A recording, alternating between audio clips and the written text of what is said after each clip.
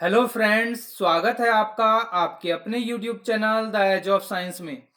आज हम इस वीडियो में साइंस के 10 ऐसे क्वेश्चन पढ़ेंगे जो कॉम्पिटिटिव एग्जाम में बहुत ज़्यादा ट्रेंड हुए हैं। अगर आप किसी ऐसे एग्जाम की तैयारी कर रहे हैं, किसी ऐसे कॉम्पिटिटिव एग्जाम की तैयारी कर रहे हैं जहां पर साइंस पूछा जाता है, तो हमारा ये वीडियो आपके लिए बहुत ज़्यादा इंपॉर्टेंट है। तो आइए वीडियो स्टार्ट करते हैं। हमारा पहला क्वेश्चन आपकी स्क्रीन पर है। क्वेश्चन में पूछा जा रहा है कि जो पृथ्वी है वो कौन से दो ग्रहों के बीच में अवस्थित होती है, स्थित होती है, यानी कि कौन से दो ग्रहों के मध्य में पृथ्वी आती है। अगर इस क्वेश्चन की बात यहां से करते हैं हम, तो हमें थोड़ा सा क्या क्रम याद रखना पड़ेगा। जो पहला ग्रह होता है वो क्या होता है, किसकी बात करते हैं हम, बुध की बात करते हैं। एक ग्रह कौन सा होता है, बुध होता है। बुध के बाद जो आता है वो क्या आता है, वो आता है शुक्र। और शुक्र के बाद अगर कोई ग्रह आता है तो वो कौन सा आता है, पृथ्वी आती है। कौन आती है, पृथ्वी। और इसके बाद कौन आता है, पृथ्वी के बाद जो ग्रह आने वाला है वो आता है मंगल। कौन आता है, मंगल आता है। ठीक है। और मंगल के बाद अगर पूछा जाए तो कौन सा आता है, मंगल के बाद आ जाता है बृहस्पति। कौन सा आ जाता है, बृहस्पति। तो अब यहां से आपको बताना है कि पृथ्वी कौन से दो ग्रहों के बीच में है। तो हमें देख के यहां से पता लग ही गया होगा कि मंगल और शुक्र के बीच में हमारी पृथ्वी आती है। तो यहां से जो ऑप्शन जाएगा आपका, ऑप्शन ए सही जाएगा। ए में ही कहा जा रहा है शुक्र और मंगल के मध्य में होता है, तो ऑप्शन आपका यहां से सही होगा ए। नेक्स्ट क्वेश्चन पर चलते हैं। Question number 2। क्वेश्चन नंबर 2 में पूछा जा रहा है कि जो आपका 1 किलोमीटर होता है, अगर 1 किलोमीटर की बात करते हैं तो 1 किलोमीटर की जो डिस्टेंस होती है, इससे तात्पर्य क्या है। इसके लिए आपको एक दो चीजें ध्यान रखनी पड़ेंगी। क्या चीजें ध्यान रखनी पड़ेंगी, पहली बात तो जो आपका 1 किलोमीटर होता है, इसमें 1 किलोमीटर में अगर हम मीटर निकालने लगे तो 1000 मीटर होते हैं। क्या होते हैं, 1000 मीटर होते हैं। अगर 1 मीटर की बात करते हैं तो 1 मीटर में आपके 100 सेंटीमीटर होते हैं। अब यहीं से आपका आंसर बन जाएगा। 1 किलोमीटर में कितने मीटर या सेंटीमीटर जो दिया हुआ है वो सीधा सीधा हमें यहां देखना पड़ेगा। तो यहां आपका पहला क्वेश्चन कह रहा है कि 1 किलोमीटर में क्या होता है आपका, क्या क्या कहा गया है यहाँ, यहाँ कहा गया है कि 100 मीटर होते हैं। नहीं होते, अभी बताया आपको 1000 मीटर होते हैं। नेक्स्ट में बोला है 1000 सेंटीमीटर होते हैं, तो 1000 सेंटीमीटर भी नहीं होते। थर्ड ऑप्शन सही जाएगा। यहां बोला गया है क्या होते हैं, 1000 मीटर होते हैं। तो नेक्स्ट क्वेश्चन पर चलते हैं हम। Question number third. थर्ड आपकी स्क्रीन पर क्वेश्चन ये रहा। थोड़ा 1 मिनट साइज इसका कर देते हैं, उतना ही जितना आपको दिख जाए।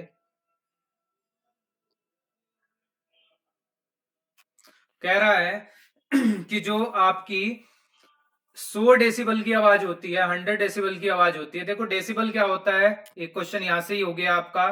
जो ये डेसिबल होता है, डेसिबल क्या चीज है, डेसिबल आपका यूनिट होती है किसकी, ध्वनि की। ठीक है, ध्वनि की।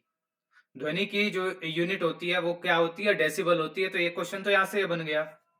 अब पूछ रहा है कि जो 100 डेसिबल की ध्वनि है वो इनमें से किसकी होगी। वो केवल सुनने मात्र की ही होगी, सामान्य वार्तालाप से होगी, या शोर शराबे से जो गलियारे में आपको शोर शराबा मिलता है उसकी होगी, या यंत्र कारखाने में जो शोर होता है उसकी होगी। 100 डेसिबल। तो पहले इसको थोड़ा सा एक मैं नया पेज लेके आपको थोड़ा इसके बारे में बताता हूँ।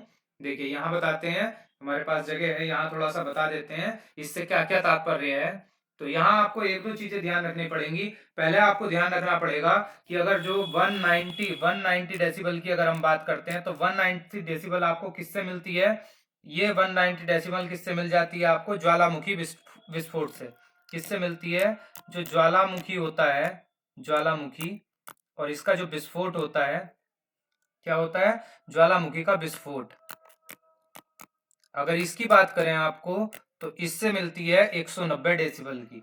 अगर 180 की बात करें तो जो आपका रॉकेट होता है, क्या होता है, रॉकेट, रॉकेट होता है, रॉकेट इंजन है ना, रॉकेट में जो इंजन होता है वो इतनी ध्वनि देता है। ठीक है। अगर बात करते हैं हम 150 की, 150 डेसिबल की, तो जो आपका जेट विमान होता है, क्या होता है, जेट प्लेन या जेट विमान, यानी कि जेट प्लेन का इंजन, जेट प्लेन का जो इंजन होता है वो इतनी ध्वनि करता है।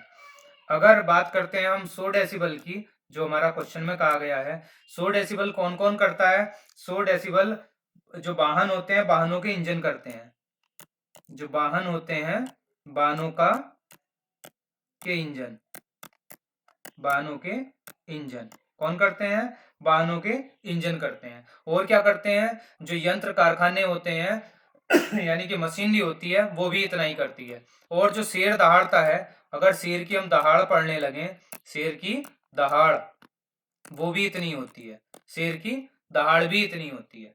इससे नीचे एक और बात करते हैं, इसमें सामान्य बातचीत दिया गया है, तो सामान्य बातचीत से अगर जो ध्वनि उत्पन्न होती है वो होती है 60 डेसिबल की। किससे होती है? सामान्य बातचीत से। तो एक बार इसको नोट कर लीजिएगा, सामान्य बातचीत की जो ध्वनि होती है वो कितनी होती है? वो इतनी होती है, 60 डेसिबल की। तो यहां से जो आंसर जाएगा हमारा, क्या जाएगा इस क्वेश्चन का आंसर? इस क्वेश्चन का आंसर जाएगा हमारा डी के साथ। किसके साथ जाएगा? इस क्वेश्चन की अगर हम बात करते हैं तो डी के साथ जाएगा, यानी कि 100 डेसिबल जो होता है वो यंत्र कारखाने से के शोर से जो होता है उत्पन्न होता है। नेक्स्ट क्वेश्चन की बात करते हैं। क्वेश्चन नंबर 4 आपकी स्क्रीन पर है।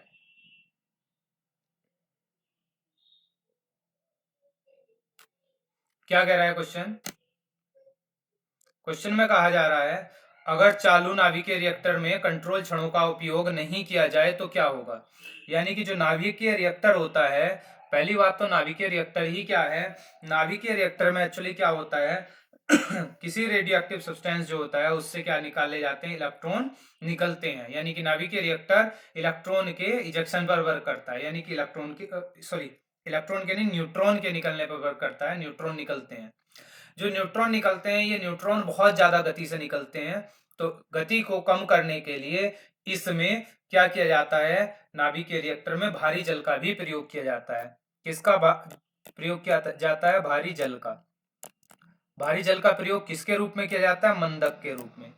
ये क्वेश्चन बन गया कि भारी नाभिकीय रिएक्टर में मंदक के रूप में कौन कार्य करता है? तो भारी जल करता है। भारी जल का फॉर्मूला D2 होता है और भारी जल का मास 20 होता है। ठीक है, भारी जल इसीलिए बोलते हैं क्योंकि इसका मास जो सामान्य जल आपका H2O होता है उससे ज्यादा होता है, उसका 18 होता है, इसका कितना होता है? 20 होता है। इसमें जो कंट्रोल छड़े होती हैं, ये क्वेश्चन यहाँ से ये बनेगा कि जो ये इसमें कंट्रोल छड़े होती हैं, है ना, ये किस चीज की बनी हुई होती हैं? तो इसके लिए भी ध्यान रखना, ये कैडमियम की बनी हुई होती है। कहीं की बनी होती है? CD की बनी हुई होती है। ये CD कैडमियम की बनी हुई होती है। कौन सी छड़े? कंट्रोल छड़े, जो इनको कंट्रोल करती हैं। अब क्वेश्चन में पूछा जा रहा है कि अगर कंट्रोल छड़ों का प्रयोग ना किया जाए तो क्या होगा? पहला ऑप्शन है रिएक्टर कार्य करना बंद कर देगा। देखो ये ऑप्शन तो हो ही नहीं सकता, पहला वाला कार्य करना बंद नहीं करेगा। प्रक्रिया सीमा से बाहर चली जाएगी, यानी कि प्रक्रिया पर कोई नियंत्रण नहीं रहेगा, तो वो क्या हो जाएगी? इसलिए प्रक्रिया जारी रहेगी और वो क्या पहुंच जाएगी? सीमा से बाहर पहुंच जाएगी। ठीक है, ऑप्शन जो रहेगा वो आपका बी सही रहेगा यहां से, तो बी ऑप्शन सही हो गया। नेक्स्ट क्वेश्चन की बात करते हैं। क्वेश्चन नंबर 5 आपकी स्क्रीन पे है। देखो बिल्कुल चिंदी सा क्वेश्चन है, बहुत हल्का सा क्वेश्चन है ये। निम्नलिखित में से कौन मानव शरीर की सबसे छोटी हड्डी है? देखो सबसे छोटी हड्डी, सब ज्यादातर बच्चे जानते हैं कि सबसे छोटी हड्डी जो होती है वो कान में पाई जाती है। अब आपको मैं बताऊं यहां से, ये तीनों की तीनों हड्डियां कान में पाई जाती हैं। स्टेपीज, स्टेप्स बोलते हैं इसको, स्टेप्स भी बोला जाता है, मेलियस और इनकस। लेकिन इनमें जो सबसे छोटी होती है वो कौन सी होती है? स्टेप्स। ठीक है, स्टेपीज या स्टेप्स जो होती है वो सबसे छोटी हड्डी होती है, तो आंसर जाएगा आपका बी के साथ। Next question,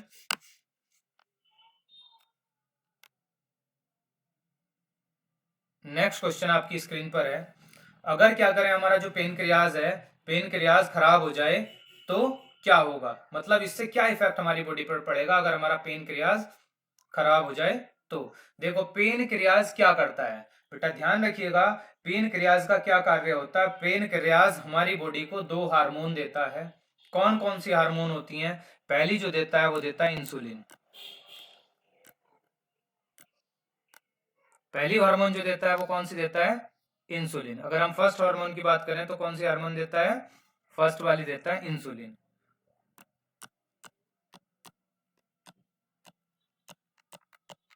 insulin.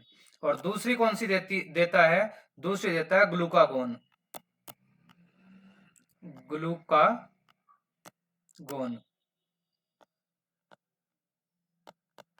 ठीक है, अब ये दोनों हार्मोन क्या करती हैं? ये दोनों की दोनों हार्मोन क्या करती हैं, जो हमारी बॉडी में शुगर जाती है उसको डाइजेस्ट करने का काम करती हैं, यानी कि शुगर को डाइजेस्ट करती हैं। कौन कौन? इंसुलिन और ग्लूकागोन, यानी कि हमारी जो ब्लड शुगर है उसका क्या करती हैं, पाचन करती हैं। अब ये अगर हमारी बॉडी में सिक्रीट नहीं होगा, क्योंकि अग्नाशय खराब हो गया है, हमारा पेनक्रियाज खराब हो गया है, और पेनक्रियाज खराब हो गया है तो इंसुलिन की बॉडी में कमी होने लगेगी, मतलब इंसुलिन सिक्रीट होना बंद हो जाएगा। तो ये जो प्रोसेस है काय का, ब्लड शुगर का, यानी कि ब्लड शुगर को मेंटेन करने का, वो प्रोसेस बंद हो जाएगा, और उससे क्या हो जाएगा, एक मधुमेह नाम की बीमारी हो जाएगी। क्या बोलते हैं? मधुमेह, जिसे इंग्लिश में बोलते हैं डायबिटीज। ये बीमारी हो जाएगी। क्यों हो जाएगी? क्योंकि insulin and glucagon will not form, ये बन ही नहीं पाएंगे। तो ऑप्शन जाएगा बी के साथ, यहां से जो करेक्ट आंसर होगा वो होगा बी। नेक्स्ट क्वेश्चन पर चलते हैं, क्वेश्चन नंबर 7। बहुत आसान क्वेश्चन है ये भी। 7 में कह रहा है कि ओजोन लेयर प्रोटेक्ट फ्रॉम, मतलब ओजोन लेयर जो होती है पृथ्वी की रक्षा किससे करती है? तो ओजोन लेयर सबको अच्छे से पता है कि जो सन से यूवी रेज आती हैं उनको एब्जॉर्ब कर लेती है। कौन? Ozone layer. अब देखो यहां से एक और क्वेश्चन बनता है जो एग्जाम में बहुत ज्यादा ट्रेंड होता है, वो ये होता है कि जो आपकी ओजोन लेयर होती है वो कौन से रीजन में होती है? तो उसका ध्यान याद रख लीजिए, समताप मंडल में होती है। ये समताप मंडल किस में होती है? समताप मंडल में होती है। एक ये है यहाँ से कि जो ओजोन लेयर है उसमें क्या हो गया, होल हो गया, उसका मेन रीजन क्या है? तो उसका भी ध्यान रखिए, उसका मेन रीजन क्या होता है? CFCS, मतलब क्लोरोफ्लोरोकार्बन। एक और क्वेश्चन देखो, दो क्वेश्चन बन गए यहां से, पहला बन गया, दूसरा बन गया, तीसरा क्वेश्चन बनता है ये जो CFCS है ये कहां से निकलता है? क्लोरोफ्लोरोकार्बन कहां से निकलता है?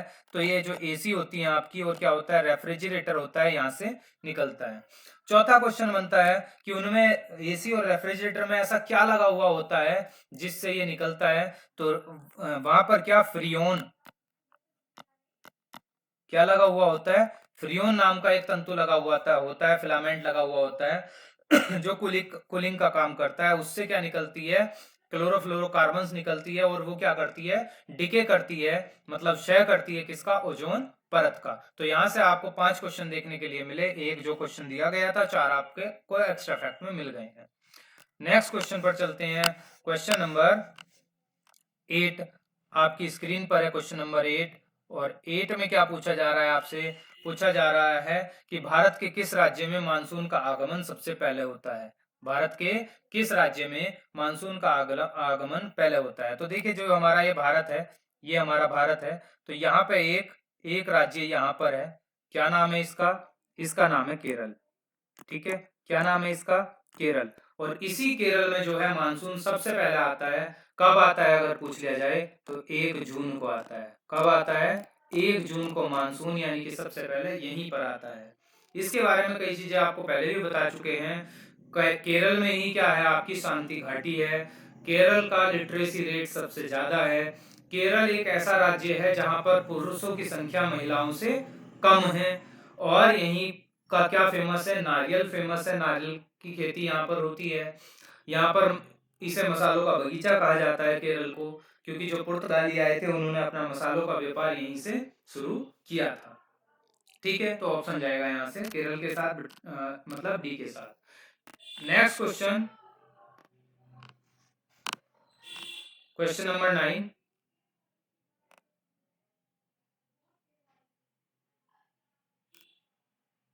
क्वेश्चन नंबर 9, चंद्रमा पर वायुमंडल नहीं होने का क्या कारण है? मतलब चंद्रमा पर वायुमंडल नहीं है, इसका क्या कारण है, ये आपको बताना है।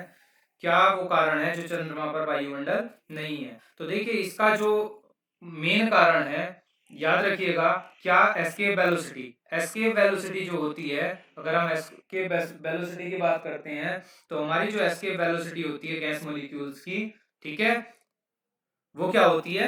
लेस होती है। किससे? रूट मीन स्क्वायर वेलोसिटी से। मतलब चंद्रमा पर जो गैस अणु होते हैं उनकी एस्केप वेलोसिटी किससे? उसके रूट मीन स्क्वायर वेलोसिटी से कम होती है। तो आंसर जाएगा डी के साथ। Last question,